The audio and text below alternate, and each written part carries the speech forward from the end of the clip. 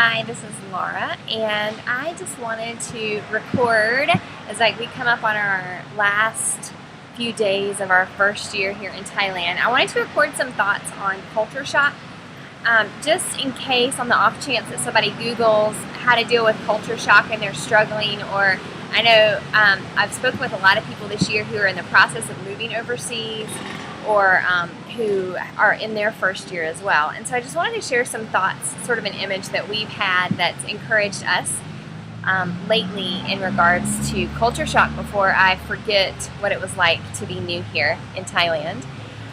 And actually this image was something that Matt came up with, and it's the image of this idea that when you're in your own home culture, you're able to breathe 100% oxygen. You're able to get a full intake of air, deep breaths. It's natural to you. But when you move overseas or you're in another culture, all of a sudden it's like somebody has taken their hands and grabbed you by the throat and has cut off 50% of your air supply.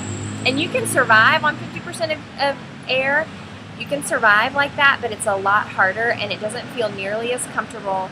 And at the beginning, when your throat's grabbed, you're going to kick and struggle and claw at the hands and really fight against taking shallower breaths and against living on just 50% air. But eventually, over time, the culture shock process, we think, is sort of like you accepting the fact that there's only 50% air and accepting that and stopping fighting that as much and sort of just learning what it means to take shallower breaths and move slower and not fight it as much.